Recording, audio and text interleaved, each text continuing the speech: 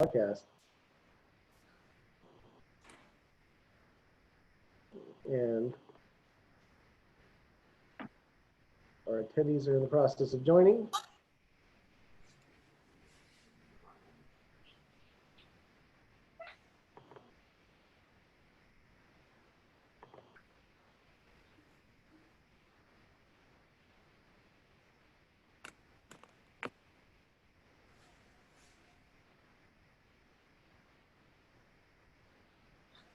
Good afternoon, everybody.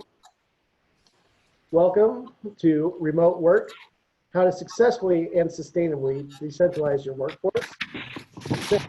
Telecomprehensive Solutions are in the process of onboarding participants right now, so we're going to just give that an extra minute or two and allow people to log in and share in with the session.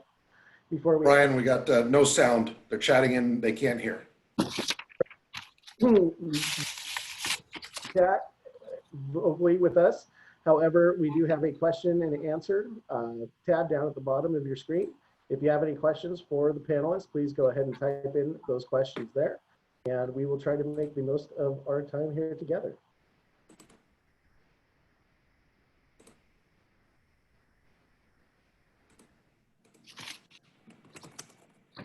Hey, Brian. Yes. Ricardo saying they can't hear, dude. Okay.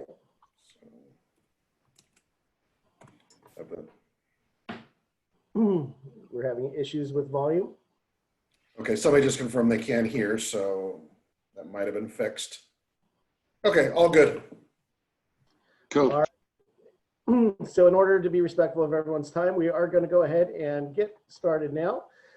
Welcome to Remote Work, a webinar that we've put together for how to successfully and sustainably decentralize your workforce. As many of you know, we are finding ourselves in a current situation that is not really a wanted reality by anyone. And unfortunately, we are being forced to respond quickly, nimbly, and really in a scramble to make accommodations and find a new way of being productive and keeping everything flowing while facing an unknown and insidious type of a threat. So I would like to just take a moment of silence for all of the people that are currently on the front lines and are currently afflicted and affected by the infection of the coronavirus. So if we could just take a brief pause and wish them well before we get started, I think that would be a good idea.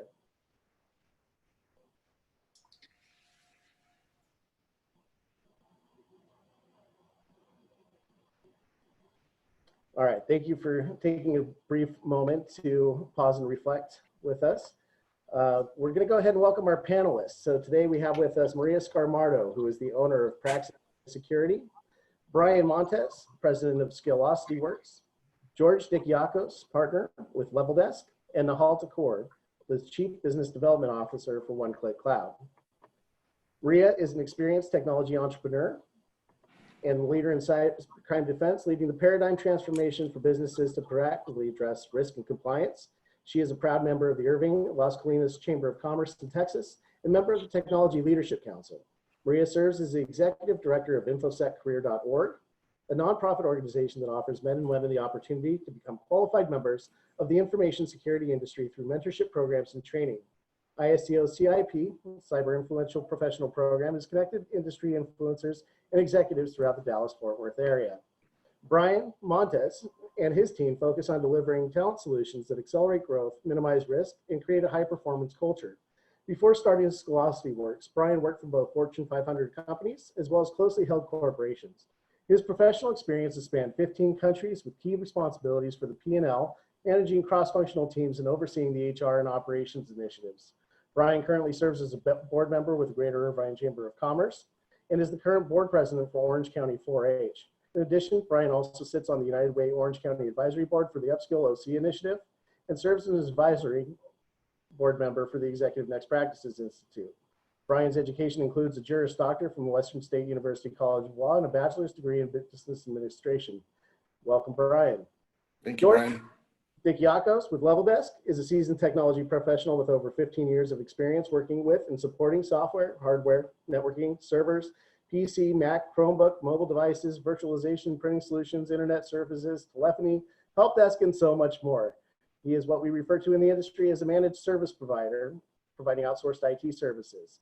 Serves as a lead project manager on all technology projects at LevelDesk and also provides guidance to technology and customer support teams. George is the founding force behind LevelDesk. Nihal Thakore joins us as Chief Business Development at Oneclick AG. Nihal has over 15 years of experience building stakeholder relationships in both IT and non-IT roles, and he manages the UK public sector. Nihal has leveraged his access to world-class research institutes such as Gartner, where top right quadrant of the Gartner Magic Quadrant, and his successful enrollment in PwC Scale-Up program to accelerate business growth for Oneclick and is now looking for development opportunities in the US and Australia. Nihal studied economics and sociology.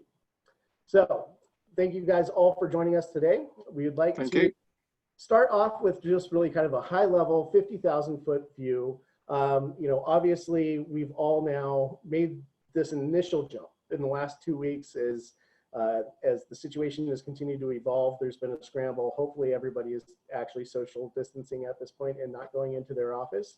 But for those who are, it's time to start making those plans to get enabled and be able to sustain your business as we move to a remote workforce and decentralized workforce environment. So the question is, if once we get that basic set of operations up, what next? What are those next things we need to be looking for and focused on? So with that, Maria, I'm gonna just have you provide kind of a 10,000 foot view for us based off of continuity over risk and data security. What are those things that people should be thinking about now that they may have a situation where they've set up maybe a VPN directly into their physical office environment? And what does that additional threat landscape look like now now having to manage remote workers rather than centrally located in the office? So really, the big threat here is security on the remote devices.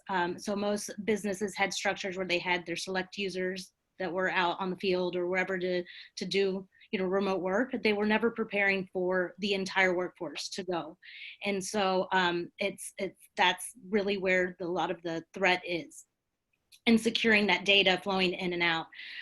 So they were used to having a disaster recovery plan for just a little bit of time, for a few hours or days when something goes down, but not for this big extended amount of time. So the company like I said, preparing to go and look at that data in, out, and being able to secure it has really been the big problem. That being said, as far as compliance goes, there just isn't a structure for it because you have to maintain that data secure, and there's nothing built for that right now, and people are just having to get on that business continuity plan and really work at getting that done, and security is taking a back seat for it. So there's no protocol, and even if there is a protocol being built, it's hard to get in such a short amount of time, get those that communication out to the users themselves. So that's really what hasn't been taken into account. And you want me to just jump into what we should focus on next? Absolutely. So what's next? I mean, if we haven't taken into account, what are those next things that we should be doing immediately to start building up that compliance and getting the right security profile put back in place? So that's, I get on my soapbox all the time. It's really defining those processes and procedures and protocols, so that business continuity on a long term instead of that traditional short term. And that's really where, again, policies, procedures, and getting everybody on board with those are crucial for the security of the data. I'm sorry, let me go ahead and ask you, I mean, now that you're bringing up policies and procedures, what types of policies should people be looking at putting in place to manage the remote workforce, and what procedures should they really be focused on documenting as part of that business continuity plan? Well, really that goes, it's business to business, right? So not all businesses run the same, and you'd really have to go in and talk to a business and see, what kind of data we're doing, and we're dealing with, sometimes it's little, sometimes a lot. So really that one's harder to answer. It's somewhat each business is individual, but as far as what we need to put in for policies and procedures is their connectivity, and look at that and see, like I said, there's some people that you don't necessarily need a VPN.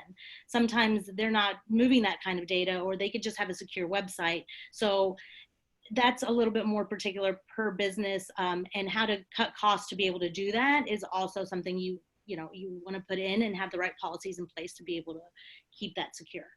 Absolutely. And I think you bring up a perfect point here, which is that every business is entirely different. Even if you're a restaurant, you may have commonalities with other restaurants, but individually you're going to be operating a little bit differently than everybody else. If you are a professional service firm, whether you're an attorney or a CPA or a tax planning firm, you're going to have different requirements yourselves as far as your compliance goes. So for those that have basically intentionally or maybe even unintentionally overlook things, what's the fallout that we're looking at on the horizon here as we navigate these next 60, 90 days, 6 months? So honestly, I've been talking to other people in the industry, and I think that the fallout initially there'll be some leniency as far as compliance and some of the issues that are coming up, because this is so unprecedented.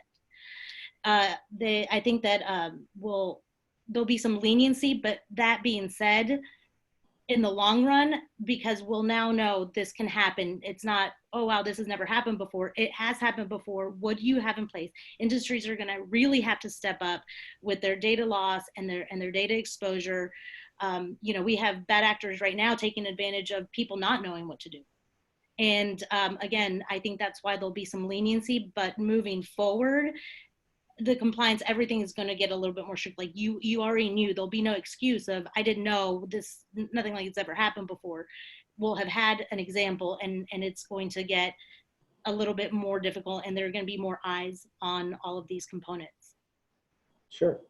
And then as far as fixing things today, starting today to get your compliancy back into some kind of a shape, what should people be focusing on?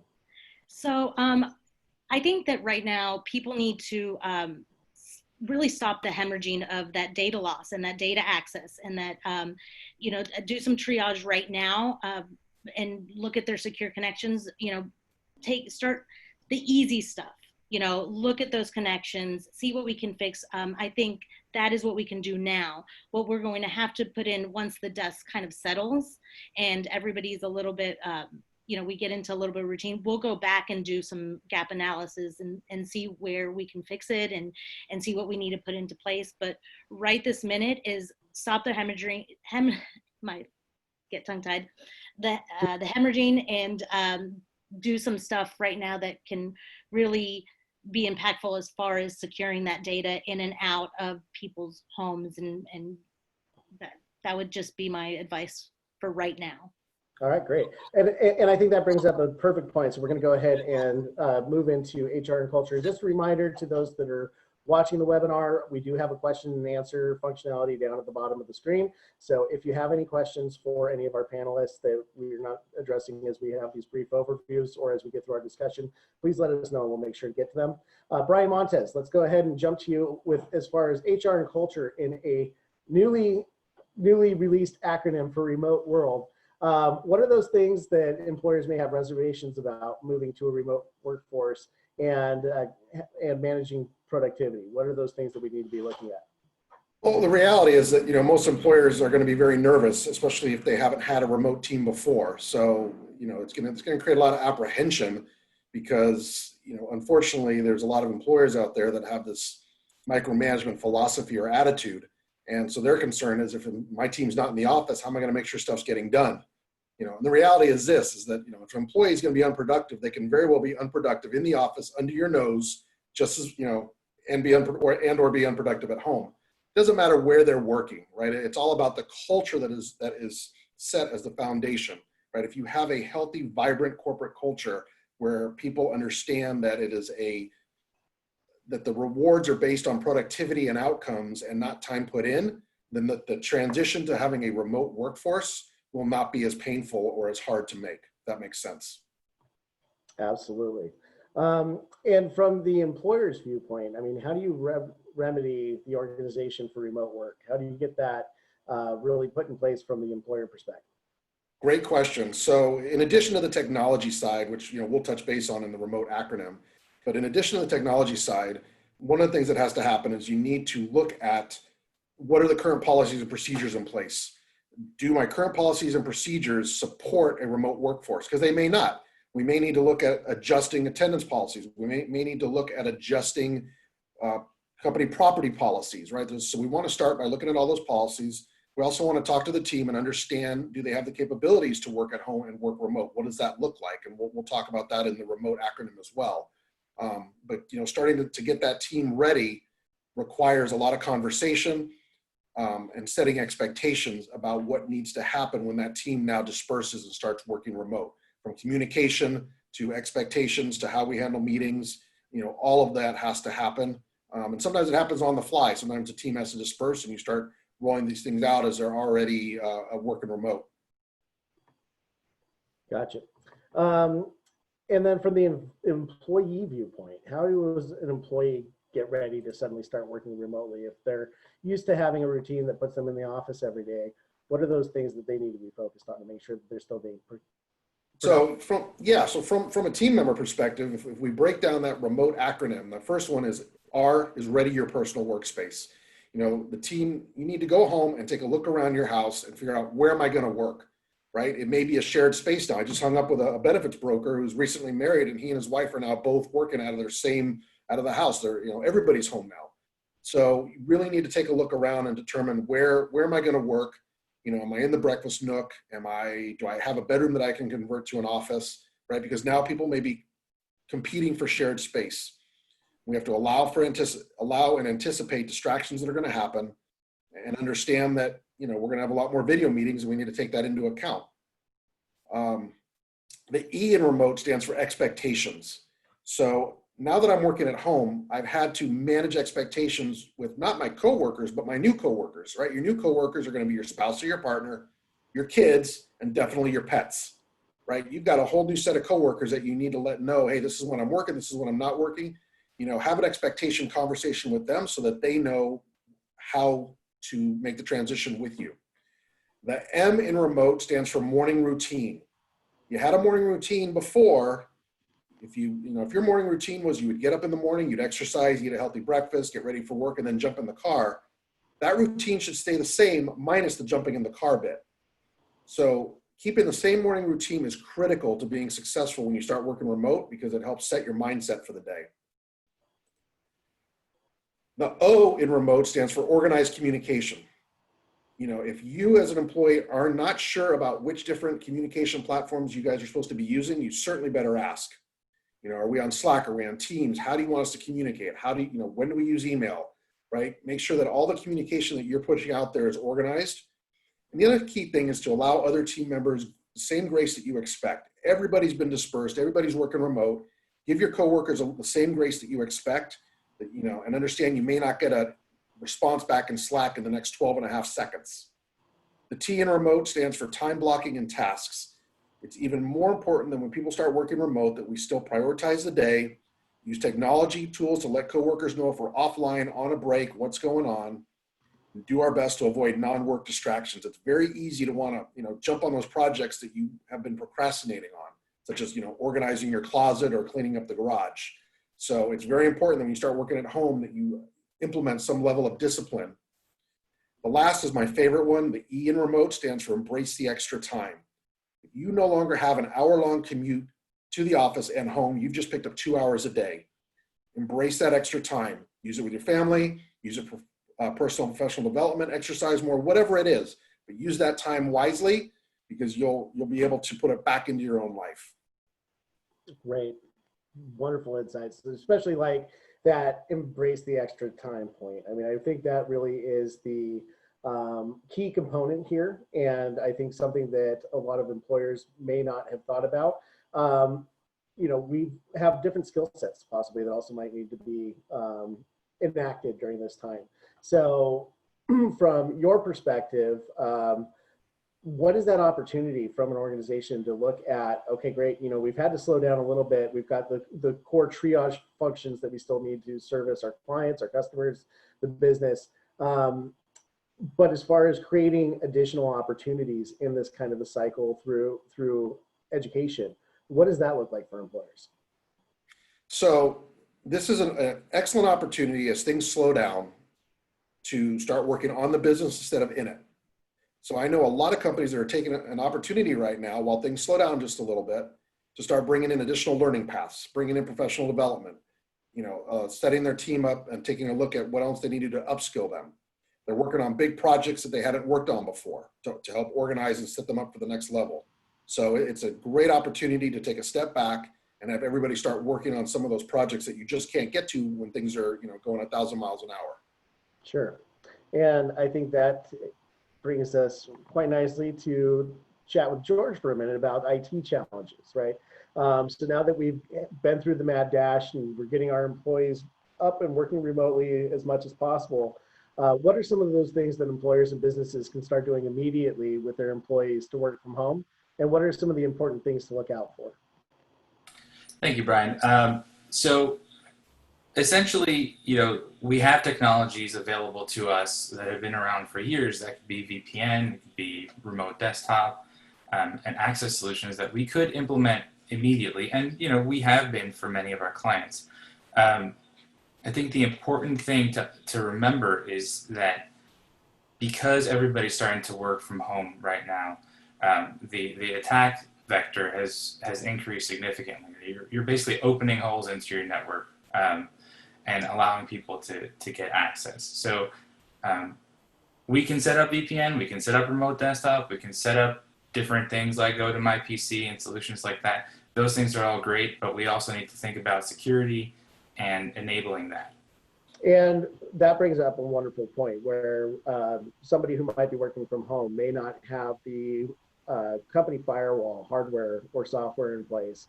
They're connecting maybe directly from their network through their supplier provided modem with no layer of protection. What is the employee risk and what is the employer risk in that type of an environment, and what should employers be thinking about doing to make sure that their employees are functionally secure from home?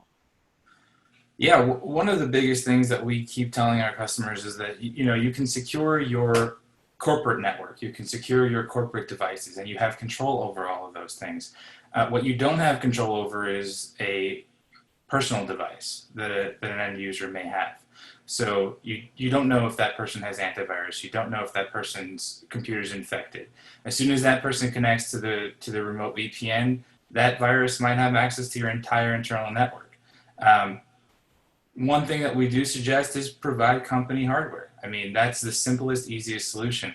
It may not be the most inexpensive right now, but in the long term, it could save you a ton of money from, getting a crypto locker virus on your file share. All your intellectual property is completely locked down, and now you're paying a $500,000 ransom to get access to it again.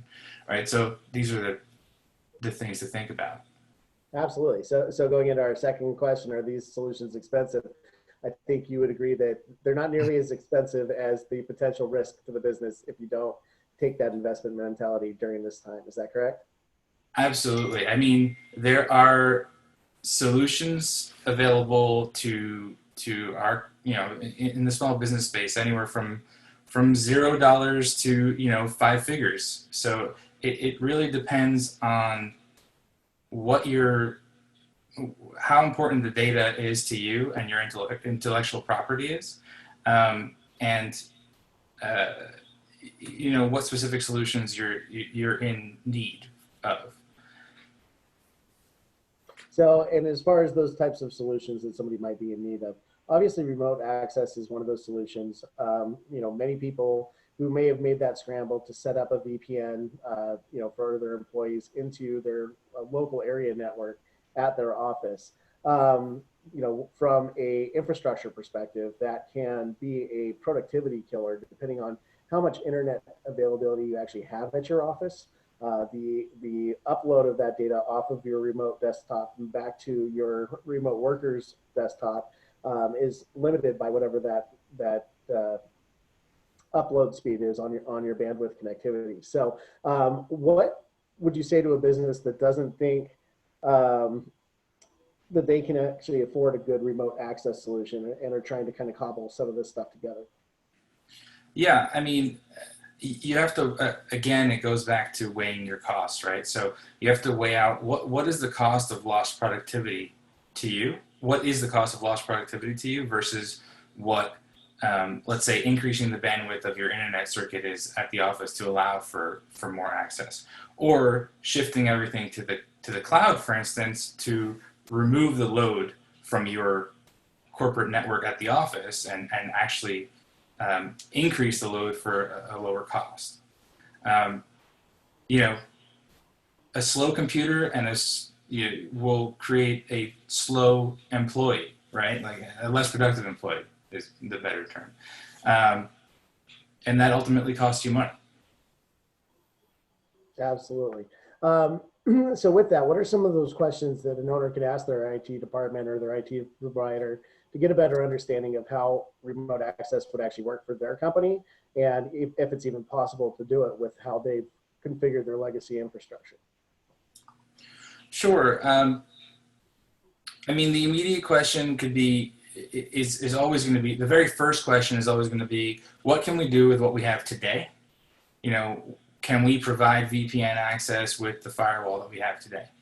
I mean, it may not be the best solution, but it is a solution that we can start with to get to a better place. I'm really more concerned with asking the IT department about security. So do our systems support multi-factor authentication? Can we remotely access our internal workstations from anywhere? Like, as a network professional, I would prefer if end users were using their work computers to do work on versus their personal computers. So if you do have remote access, even if it's, you know, you're remotely accessing from a personal machine, as long as you're working on a work computer through a remote desktop scenario, I still believe that it's safer than just working on that machine. Sorry, I interrupt there because you actually bring up a really good point. One of the things that Maria talked about a little bit is securing your data. Exfiltration of data is a huge risk at this moment. If you're even thinking about possibly letting your employees go, and you know have to get rid of some staff as part of this, you know, and they may be working from home today, how do you put systems in place to help make sure that they're not going to be able to exfiltrate that data, your customer list, your key advantages, your suppliers, that type of IP? You know, unfortunately, we live in a world where oftentimes opportunity gets the better of certain people, and you know, in an emotional environment where everyone's concerned about, you know, their health, their well-being, their safety of their families, their finances. You know, we're looking at possibly some really bad decision making going on. How can we protect that from an IT perspective? Yeah, I will say that we have already seen attacks against some of our customers with the COVID-19 theme, which is really sad and upsetting, that people are already taking advantage of this really bad situation. The number one thing that I would say is going to reduce the risk is, again, providing company-owned hardware. That's stuff that you can actually remotely wipe, legally remotely wipe. It's not the end user's property. So you're essentially covering yourself by being able to lock that person out and remotely wipe the machine. That's if they're using that machine to store local data. Now, if you use a cloud-based solution, you want to implement solutions such as single sign-on, which will aggregate all of the different applications that you use under one username and password that you're logging in with, in which you can block access immediately as soon as you terminate somebody or before you terminate somebody. Those are two things that come to mind right away. Okay, well, and that brings up a great question actually to set the stage for Nihal and Oneclick Cloud, because Oneclick Cloud is one of those cloud-based solutions that focuses on security as a first first priority as far as the architecture goes. So getting into those legacy limitations versus cloud empowerment, Nihal, many companies just can't afford to meet the demands of remote access using conventional methods, buying those extra laptops, getting those things out. So are there any quicker and cheaper alternatives out there? Absolutely, thanks, Brian. We have to bear in mind that not every company would have extra resources available during this time. Some of them are actually laying people off, on top of that, we are also asking them to secure their data, to secure the remote devices, and provide a productive remote access solutions. Yes, there are cheaper solutions out there. I mean, I'm talking about Oneclick here, and it's an easier way just to lead to what George said. It's a cloud-based solution where you can aggregate applications and resources from different sources, different server locations, and provide them access through a very secure workspace in a browser. Oneclick provides lots of alternatives. The most important bit is that it securely decouples the corporate environment from the end user environment. So all those issues that we have about a person accessing their workspace through a browser on their own device, we have completely secured that entire area. So from the browser, because you don't allow them any download of data. Your data is completely secure in the corporate environment where it should be, and you are ticking a lot of compliance over there. In terms of Citrix and VPN and extra laptops, because you are making this solution available instantly, there is nothing to install, so there is nothing to manage on end device solutions, and it's easy to roll out within a couple of hours. So not only does it take the load of having to upscale a lot of the resources like VPN and Citrix or VMware, but what we are doing is actually replacing them with a single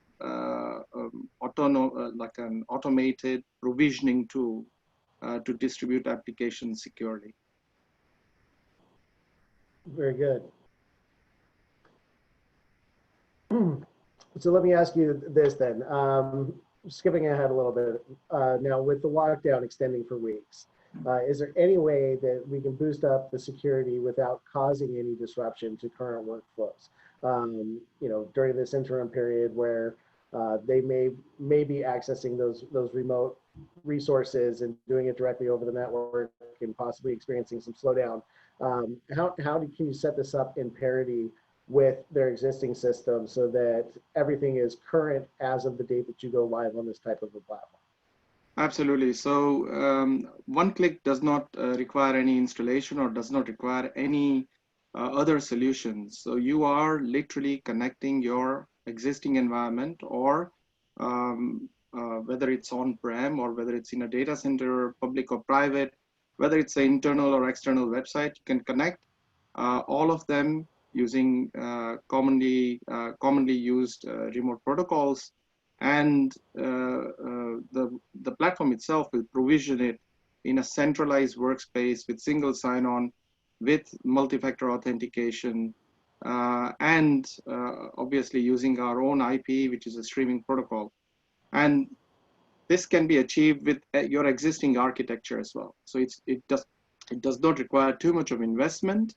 You are not actually creating layers and layers of different solutions, and all you're doing is just connecting to this particular architecture, you are automatically boosting up the security without causing any disruption for the end user. Okay, great. Now, this brings up a great question for actually all four of you. And if I can have each one of you answer just, in about 30 to 45 seconds. Obviously, nothing can ever be 100% secure. Even though you might have a system that stops a employee from possibly copying something to their local clipboard and pasting it into another program and manually exfiltrating data that way. You know, some of them can deactivate, you know, your print screen so you can't actually capture that. But there's nothing to stop somebody from taking their phone out and taking a picture of your data and then recreating it that way. So from that type of a perspective, I mean, what are those options that employers have to start to address that, should that become a problem down the line, and should they? So let's go ahead and start with Maria. Maria, if you can weigh in real quick, and then we'll kind of go back down the line. So, you know, I can always go back to policies and procedures, but then how are we making sure, and we can't have some cameras inside the house, making sure that people are not doing that. So really, I know we've covered this, every single person had a portion of this, and getting everybody in this one chat together to create that solution, I think is the solution. That's my 2 cents with that one. Okay, appreciate it. Brian, what are your thoughts? So I think it's twofold. One, the policies need to be in line to cover that, meaning that there needs to be a separate confidentiality NDA agreements in place as part of the handbook. Because there will be times where we will not be able to stop them from doing it. There's going to be that bad actor. So the employer has to have some recourse if they find out that it's happened. So we want to have that confidentiality and NDA agreement in place as part of the employee packet. Then the flip side of it is, if we're building an organization where the culture is strong and there's trust and things are working, 99% of the team will not feel the need to do that. So, but we got to use the policies and procedures on the back end to cover the one or two bad actors that may be out there. Absolutely. Great feedback. George, any thoughts? Yeah, I mean, from a technical perspective, I just know that if someone wants to get something, they'll get something, right? So you can use all the tools available to you, whether it's multi-factor authentication or device management or whatever it is. Someone will still be able to take out their phone and take a picture of the screen. To me, it always goes back to company policy. Company policy states you can't do X, Y, Z. You sign a non-disclosure agreement, and IT will also implement all these security things at the same time. So taking a layered approach is really important to having Yes. a successful program on that. Okay, great. Nihal, any additional thoughts or comments you want to add there? Well, I just want to say that employees should behave exactly how they are expected to behave at the workplace. So if they are at the workplace and they adhere to the security and compliance and the kind of behavior that will,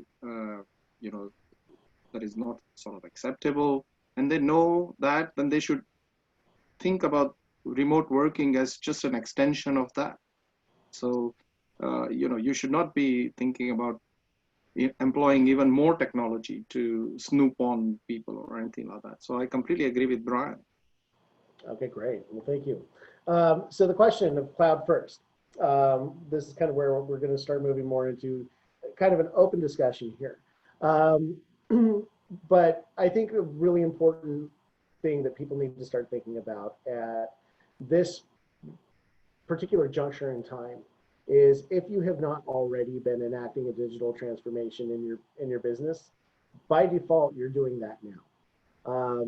And part of a digital transformation really is to go and take a cloud first infrastructure and approach for a number of different reasons that we've kind of already covered.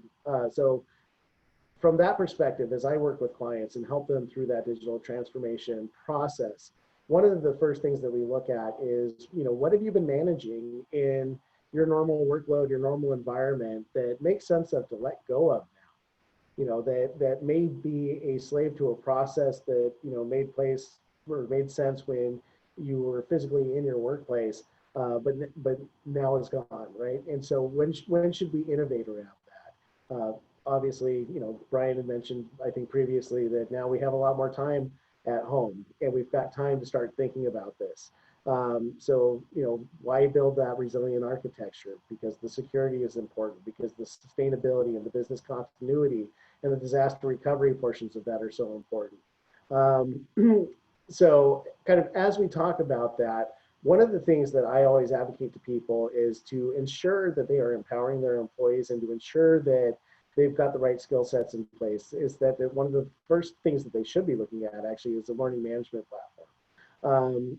Maria, I know you've got some experience around that, and Brian, you've got some experience around that. So can you guys talk to us just a little bit about what a learning management platform, really is used for, how that assists with compliance on both the legal side of things as well as the HR side of things? Yes, so a big thing right now is employee training, and there are a lot of platforms for employee training as far as security goes and compliance. And I know you and I have spoken, and we've spoken openly about the gamification of that, and that's something that that's why we tie in really well with Brian and getting HR on board to help do this employee training and have that aspect of gamification in it and incentivize them to move forward with the training. I know, Brian, did you want to speak on that? Yeah, so, and the learning management platforms, like, Maria said, there's so many out there. But what it boils down to is, in choosing your LMS, it's what are the desired outcomes and what are your goals? So, right, we've got ongoing training and management for people that are in positions that require certification renewals, right? So that's one aspect of it, and using the platform for that. And we've also got, the capability to roll these platforms out and build them out around career trajectory, right? As we identify people that may be eligible for promotion in the next 3 to 5 years, right? That's our bench, that's our succession plan. And we start to use those LMS systems to start road mapping their career trajectory and bringing additional skill sets into them so that they can get ready for that next opportunity. So just really depends on, what the goals of the organization are in terms of how you will deploy your LMS within the organization. Sure. Now let me ask you this. Obviously, we have an opportunity not to just innovate around our technology and some of our processes and our cultures. We also have an opportunity, I think, right now to really evaluate what are those positions that may end up evolving out of our current circumstance that may not have historically been part of your culture. So how can you utilize the learning management platform to actually target those unknown, management opportunities and growth trajectories that could continue to be part of your overall new business model after things have normalized and gone back to the way they were? There may be an opportunity to actually have entire new departments that were not previously in the company. Can you talk to us a little bit about that? As far as risk and that goes, and that's an easy, because I'm only dealing, or for me, it's easy and kind of my platform for a lot of things, because the small to medium-sized companies have not traditionally been able to have departments to do some of this. So those fractional works might come like a lot like a fractional, security person or a fractional, whatever it is, for that small to medium-sized space. Like for me, having somebody on staff to be just look at the risk. 'Cause in the past, when I've worked with companies, they assign somebody, and it's kind of, they do that on the side, and now it's having to become a forefront of focus, is having their risk managed throughout the entire organization. Great. Brian? Yeah, and really what you're touching on there, Brian, is it moves out of, the LMS, that's the tool. That's part of how you implement. But the reality of identifying what positions your organization is going to need over the next 6, 12, 18, 24 months really ties back to performance management. So before this crisis even began, companies, as they ended their 2019 year, should have been evaluating their next 1, 3, and 5-year plan. And then from there, you start to identify what your growth looks like and what positions are you going to need to add another 5, 10, 15 million in revenue that you don't have today. And that's really how you start road mapping, what positions are going to be required. And then from there, you're taking a look at your staff, who's on my bench, who has the capabilities, and it's all part of the performance management, which just ties into the learning management. It's a tool. Right. Okay, great. You there, Brian? Yeah. About that. So just trying to get all this going under the same roof. Okay, so that brings me back to George and Nihal a little bit on this other side. So why thinking in terms of ecosystems as part of your cloud first strategy? And as we evaluate ecosystems, why is that so important from a strategic technology planning perspective?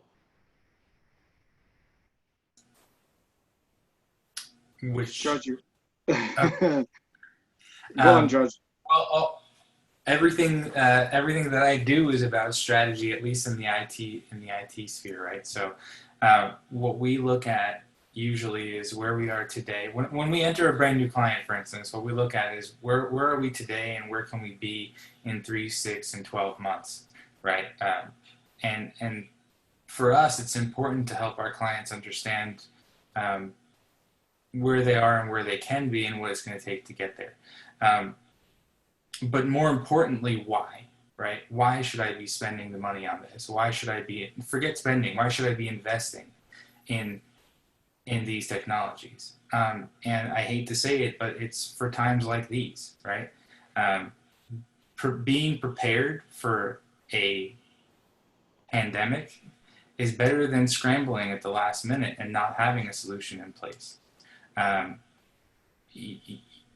When you're scrambling in the last minute, you end up going to the back of the line. You know, you're waiting for everyone else who's prepared already to get their solutions up and running before you get yours even started. So these are the reasons why we should be thinking about new forward-thinking technologies, whether it's internal infrastructure or cloud infrastructure or whatever it is that is required for your business. You need to start thinking about these things. Right. Well, you know, and I would say the importance of thinking in terms of ecosystems is not all technology works out of the box and plays well together, which kind of bleeds into the next two questions about, you know, what processes should we automate and what systems should we integrate.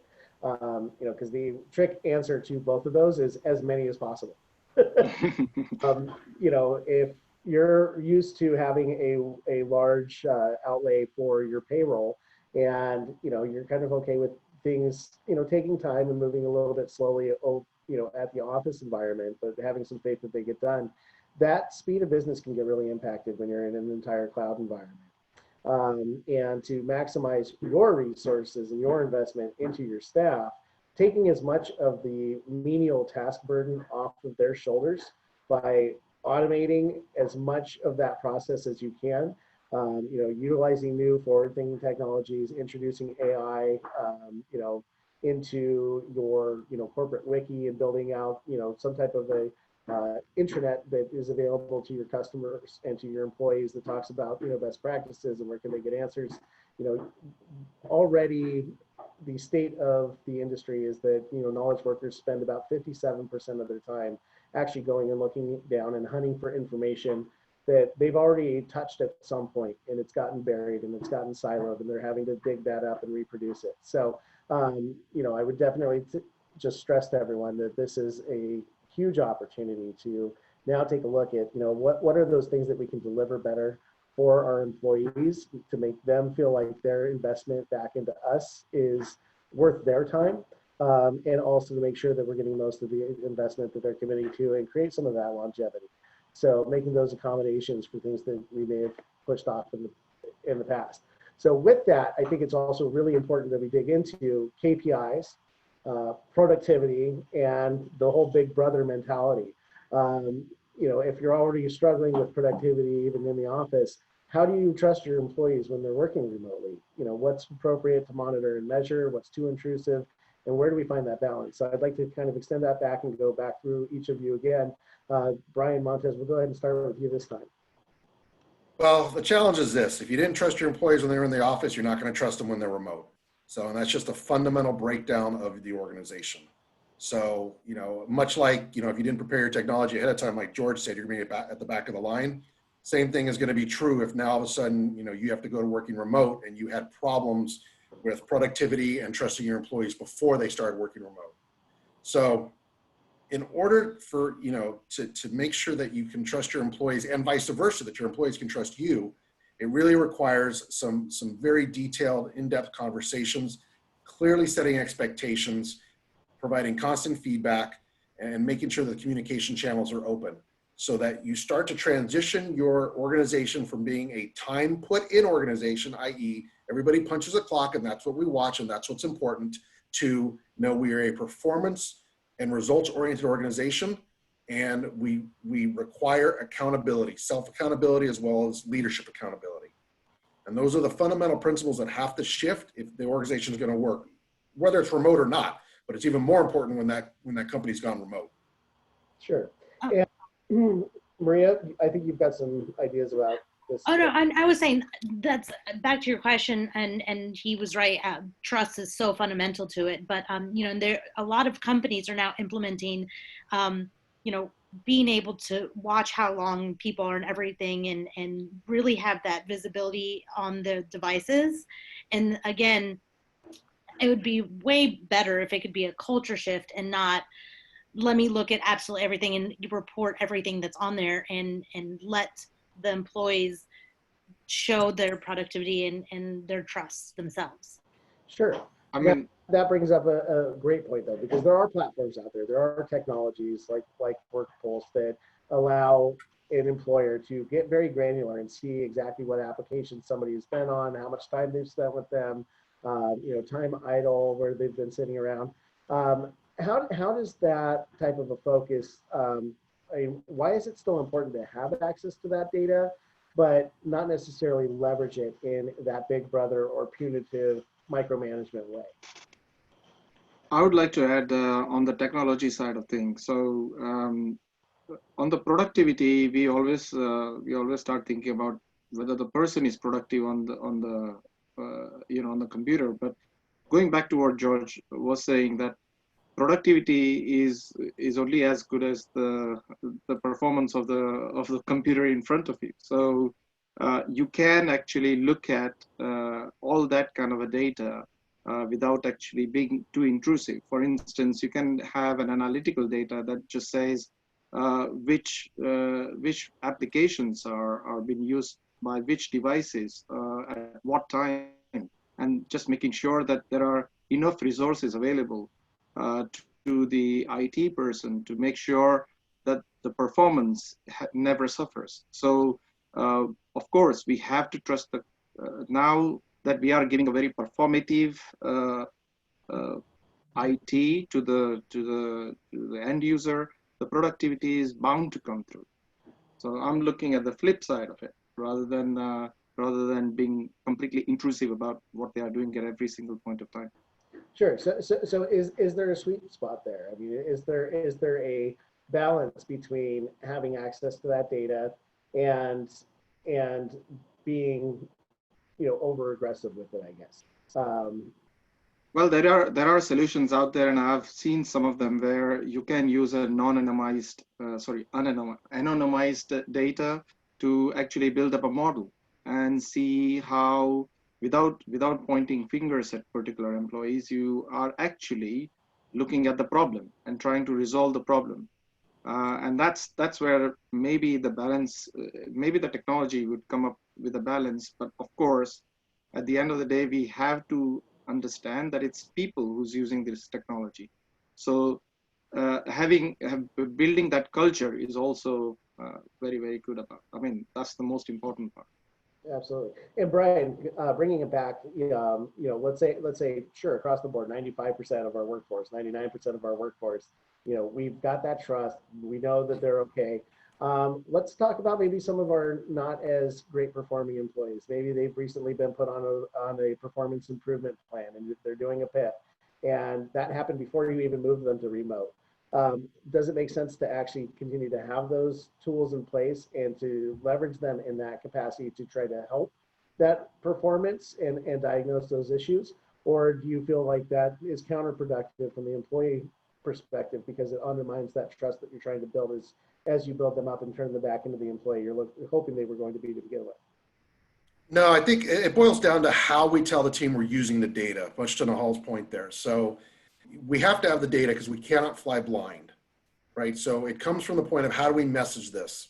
And if we roll this out, because we've all got, you know, in our ERP systems, we have dashboards, right? We can see how many calls customer service handles. We can see how quickly they respond to chats. So we have a lot of our data points there already if we've set up our dashboards correctly. So in terms of messaging to the team, we have to make sure they understand that we're rolling these tools out so that we can help the organization, help them individually grow and do their job better. Also, though, making sure they understand that, you know, if the performance metrics aren't there by the data, then it's going to become a problem on their performance reviews. So we use the data both ways to help them grow and get better, and hopefully that's the first step. But ultimately, we also have the data if we have to put a PIP in place and proactively manage their performance, hopefully to a better resolution and or termination sometimes. Sure. And with that, that makes a perfect segue into our next section, which is the key tools actually for remote work success. I thought it was really important to take a minute and let people know really what those overarching must-haves are to effectively enact a remote work situation and keep it moving along correctly. So obviously a communication platform or multiple platforms is really available, cloud-based, voice over IP, contact center solutions, depending on what types of service you're doing, whether you need omni-channel support or not. Your communication platform is definitely one of the first things people ought to be investigating as far as that move to remote. If you're currently working off of any kind of a premise-based system that ties you into that particular location and doesn't extend it outside of your brick and mortar facility, then looking for those cloud-based communication platforms is really important. As well, having a project management tool in place is really important. Cloud-based, open, that you can put people into teams, give them goals, share tasks, and be able to represent some of that visually, whether through Gantt charts or, Kanban views. There's a number of different platforms that are out there. And that could be something as simple as learning to use Trello on the very low end, or possibly implementing Asana, which is the project management software that I use for my clients.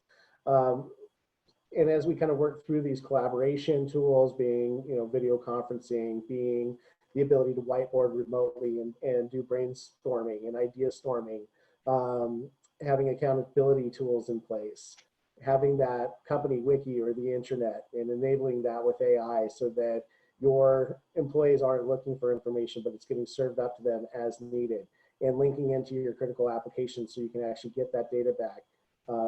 Implementing your learning management system, putting in recognition and rewards, and making sure that your employees know that you're aware of the work that they're getting.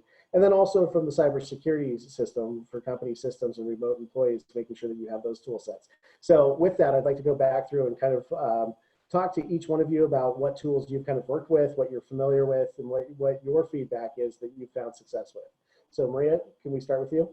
So as far as tools for me is, again, it's the service of getting a system in place. So I use tools for dashboards to communicate to employees to any project that I'm starting as far as getting risk or cybersecurity in place.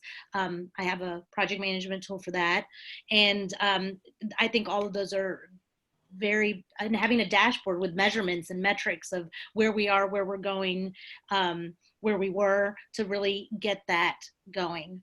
So that's for me, it's more of a service, plus that all of these tools to communicate. And I sound like a broken record with, the HR team and also the IT team, and cloud, whatever it is that teams we're going, is have something across the board. Right, and interdepartmental as well as specific role. Exactly. Great. Brian? Yeah, we use a variety of tools as well. We're on Microsoft 365 and we've got other tools. But it's important to, choose your tools wisely. On the accountability tools, setting those dashboards up so you know what those metrics look like is very, very critical. Because once you set up those accountability tools and you have clear expectations about how much sales is supposed to do, how many calls customer service is supposed to take, you start setting those clear expectations up. Now all of a sudden you don't need that monitoring software because you know if somebody's doing what they're supposed to be doing or not because the results are there. So the accountability tools are important. Project management tools are very important. And one of the other key things too for remote work success is acknowledging that once somebody goes remote, there's going to be an initial loss because human beings are social creatures. They enjoy coming in the office in the morning, grabbing a cup of coffee, chit chat over what you did over the weekend. That's going to get lost when you go remote. So whether you're using Slack, whether you're using Microsoft Teams, whatever you're using, create some channels that allow the team to communicate on non-work related items. So we create channels called break room or coffee break, different channels where the teams can go in and have a back and forth dialogue, send their memes back and forth and do all that stuff and have some of those social connections that they very much need to have. Great points. George, any thoughts? Yeah, well, we use a ton of tools because we have to and because we deploy them to various different clients. For collaboration, and just touching on your point, Brian, we use Teams, and we actually have a team meeting every Monday and Friday. We have been a completely remote company since our inception. So for us, it was always really important that, I'm in California, my team is in New York.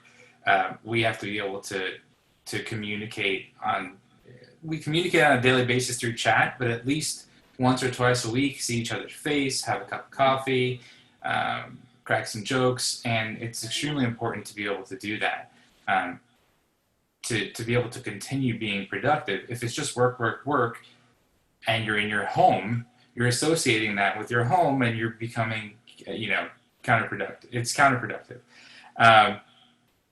We also, just touching on dashboards. So for us internally, we use a ticketing system that monitors all of the incoming issues our clients have, and in turn it creates a dashboard that shows how productive we're being, how quickly we're answering tickets, who's answering more tickets than the next. Not that it's a competition, but we can see it.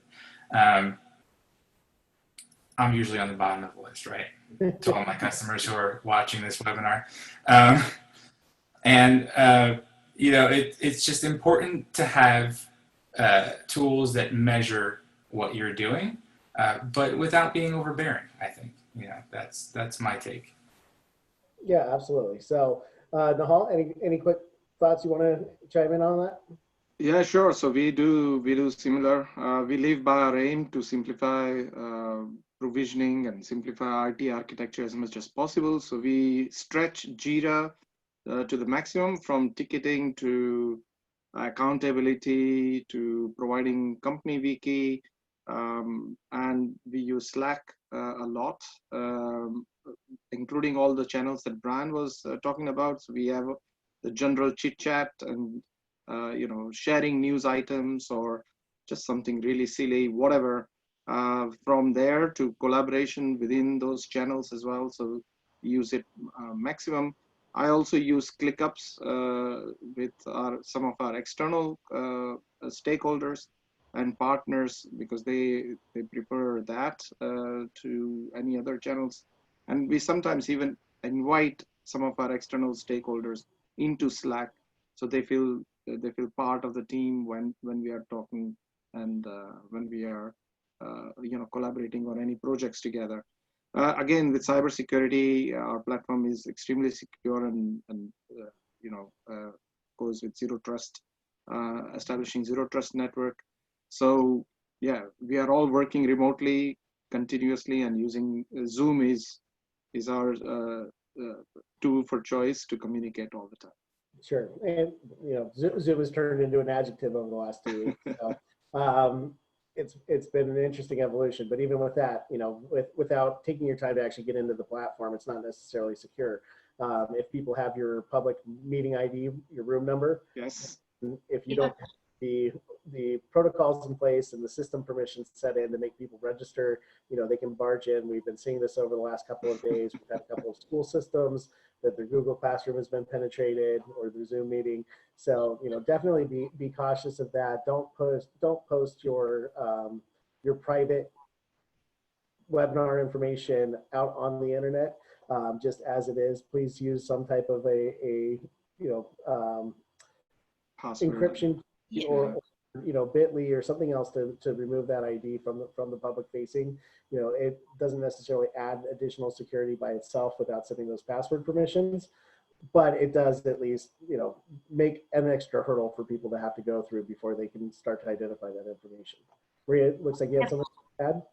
Oh no, I was just agreeing with you, because I've seen and heard of so many of these cases of just people showing up, and especially with the school systems, it's so dangerous, and it's our kids' privacy. It's letting the public into your kid's bedroom or into your home, and that's a whole different can of worms that you have to really be careful with. So yeah, I wasn't getting into everything I've been reading about security on Zoom and all the other platforms and how to mitigate those risks. Sure. So with that, I mean, we are pretty much up in an hour and I want to be respectful of everybody's time. So do we have any questions from the audience at this point? Is there anything that you're dying to know about that we've not already addressed?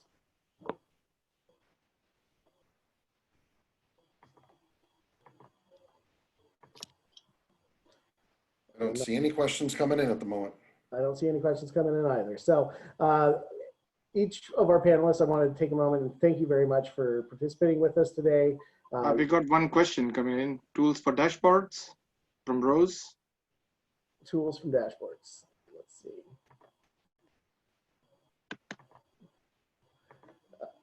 Okay, let's go ahead and weigh in on that. Do you guys have any preferred tools for your dashboards and building those out?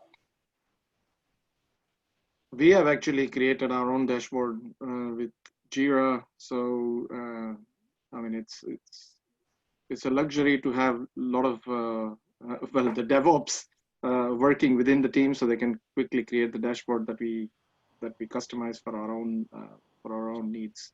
Well, you know, and I think that the critical answer to that really goes back to thinking in terms of ecosystems. The tool that you're going to utilize to build out your dashboards is really going to be largely dependent on what kind of an ecosystem your data is currently sitting in. And, you know, what makes sense is if there's something already pre-configured, let's say you're in a Microsoft environment, you're heavily leveraged in that ecosystem and you're on Office 365 and you're using Microsoft Dynamics for your CRM or your ERP solution, then, you know, Power BI is going to absolutely be the dashboard tool that you're going to be leveraging. In other ecosystems, it may be something else entirely. So I don't know that there's necessarily one direct answer for that, but there are definitely some powerful dashboard building platforms that are out there. Yeah, I just dropped a note into the chat. So I mean, I've got some clients on Zoho and they love it, right? I mean, I think it's definitely personal preference for the company and the organization how they're going to use it. But Zoho one.